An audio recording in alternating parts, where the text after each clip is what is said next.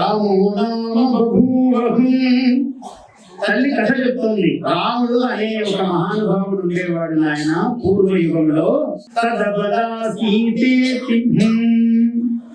ఆయన భార్య సీత అని ఉండేది. పంచవటీతటే విహరతః. ఆయన పితృవాక్య ప్రకారంగా పంచవటీ తీరంలో అడవికి వెళ్ళిపోయాడు.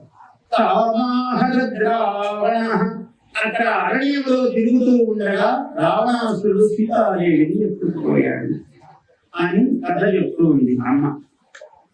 అన్నిటికీ ఊపడుతున్న బాలకృష్ణుడు సీతాదేవిని రావణుడు ఎత్తుకుపోయాడు అనగానే ఆయన పూర్వ అవతారం కదా, నేను ఇప్పుడు కృష్ణుడు కదా అన్న విషయం, పిల్లవాడు కదా అని మర్చిపోయాడట ఆయన.